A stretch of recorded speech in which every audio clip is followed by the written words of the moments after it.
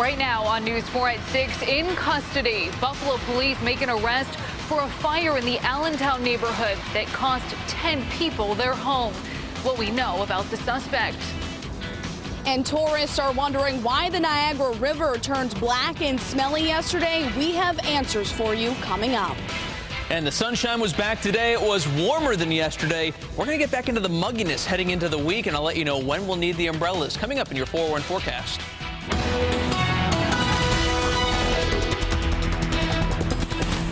As I'm coming into the city, there's a big ball of smoke, and it was very alarming.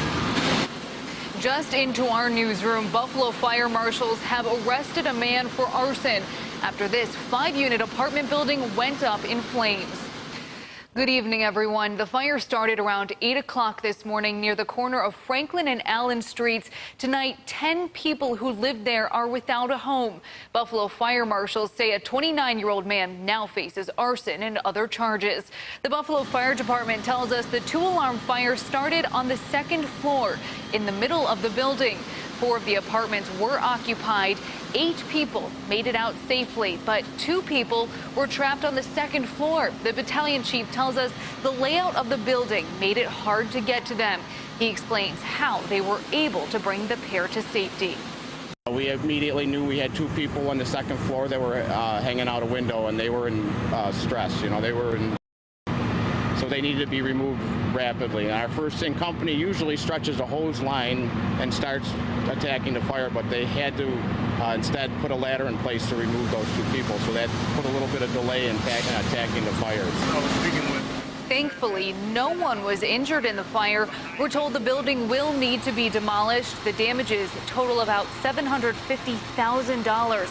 Another building facing Franklin was also damaged. The cause of the fire is still under investigation. In West Seneca, arson investigators were called to the scene of a fire this morning on Mineral Springs Road. You can see the building is now a pile of wood and debris. The fire broke out around 4 o'clock this morning. We spoke to a man who lives next door. He says fire crews were pounding on his door, telling his family and the one upstairs to evacuate. He says his concern today is the mess left behind because he was told the scene will not be cleared until Tuesday. Dangerous to not just my 2 children, the children upstairs, and honestly the kids that are in this neighborhood. They come through this area, they walk past time. This is not just hey, it's a pile of rubble. It's actually imposing on my property, so I can't take care of my property until they clean this mess up. 6 days a week. We're told, as you can see, the building is a total loss. We're working to find out what caused the fire. Back here in Buffalo, police are investigating more violence in the city. They tell us one man was injured during an overnight shooting. This is what the scene looked like around 1:15 this morning on the first block of Harmonia Street. You can see several police vehicles and yellow tape up. Police tell us the man shot was taken to ECMC to be treated for his injuries. We have reached out to police to see how he is doing tonight. Meanwhile, Buffalo police continue to investigate a deadly shooting on Carl Street yesterday. A 20-year-old man was killed there. Police gave us an update today on how the other 4 victims are doing. Buffalo police tell us a 22-year-old man is in good condition at ECMC. A 15-year-old girl and 40-year-old man have both been released from the hospital. And police tell us today a 52-year-old man was treated at the scene. We're told homicide detectives are following leads in this case. If you have any information, call or text 847-2255. In Niagara Falls, the DEC is investigating after visitors took photos and video of a black substance in the Niagara River. A lot of the discharge was near where the Maid of the Mist attraction operates. News 4's Rachel Monjovi is looking into what was spilling into the river. She joins us live in Niagara Falls to explain. Rachel? Well, Callan, for those visiting the falls today, they won't see nor smell that black colored water. But visitors say yesterday they certainly got a whiff of a sewage smell and an uneasy feeling about what they saw. Now, I want to show you video from Twitter that Maid of the Mist tweeted out yesterday. It was taken on a cell phone from above the Niagara River. You can see a large area of the water turned inky black. Tourists said there was also a strong odor in that area as well. Now, we talked to the Niagara Falls water board this evening. They told us the substance that was discharged is a result of routine maintenance from the water board's wastewater sedimentation basins. That's located here at the wastewater treatment plant. We're told a contractor is working on the infrastructure at the plant. They do this twice a year. A lot of people were concerned by what the black water contained. The water board said it did not include any organic type oils or solvents, but still, tourists say they were alarmed.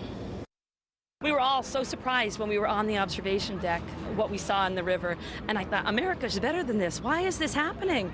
And it was very, very terrible. It was disturbing. That's the last thing I didn't expect to, I was like, wow, why would it be smelling like septic? So environmentally, I hope we're safe.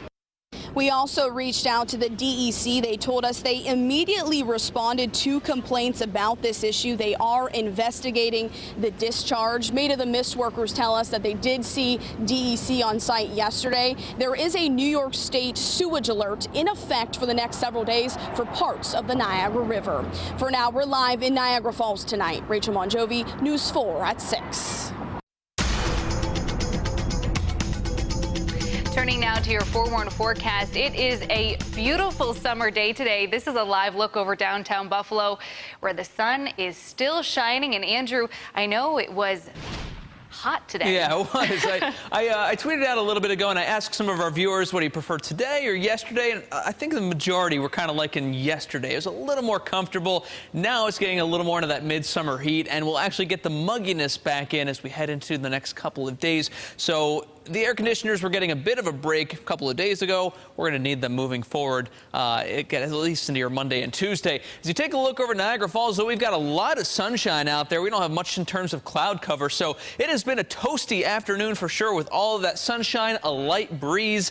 Yeah, definitely feeling the warmth. Now, most of us stayed dry, but the models yesterday were actually hinting at a few pop-up showers down near the Pennsylvania line, and that's exactly what we saw. So kudos to the forecast models. A couple of showers down towards McKean, Potter counties, Allegheny, and again moving south, but really nothing too widespread. And we're pretty quiet still all across the Northeast. We do have a little moisture moving in from the north, and that'll actually start to play a role in our weather moving forward. And we'll talk much more on that in your full forecast. Temperatures outside, though, we really heated up along the Niagara frontier. 85 here in Buffalo, 86 up towards the falls. Bit more comfortable across the southern tier, upper 70s, and some rain-cooled air near Olean, 72 right now at that spot. Dew points, again, starting to creep back up, still manageable, but we're really going to get back into the mugginess moving forward. Expect dew points back in the mid-60s the next couple of days, so that will feel rather sticky out there and actually could result in a little bit of wet weather. For tonight, mostly clear skies, maybe a few areas of river valley fog by the time we wake up tomorrow morning, and it will be a bit milder than last night, so maybe a night to sleep with the air conditioners on. Coming up in your full forewarned forecast, we'll talk about the week ahead. Chance for a few pop-up storms the next couple of days, but more widespread wet weather developing late in the week. All that in just a few minutes. All right, thanks, Andrew. As we head into the work week, we have a traffic alert starting tomorrow night at 9 o'clock.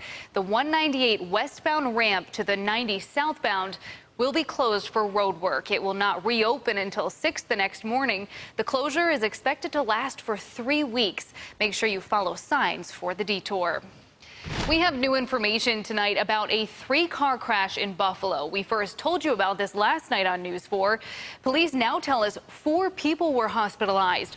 Officers say just after 6:30 yesterday evening, a vehicle was traveling on East Ferry when it swerved into oncoming traffic and hit a parked car with people in it. Now, the parked car then hit a 3rd vehicle. This crash is still under investigation. A motorcycle led Chautauqua County Sheriff's deputies on a chase overnight. It ended in a crash in the town of Bustye, and now the driver faces a number of charges. Sheriff's deputies say a motorcycle sped past them around 2:30 in the morning in the town of Ellicott, clocking at more than 100 miles per hour. They tried to pull it over, but the driver kept going. The chase continued through the town of Bustye, where deputies say 28-year-old Dustin Pickett crashed on West Summit Street and surrendered. Pickett faces a number of charges, including driving while intoxicated.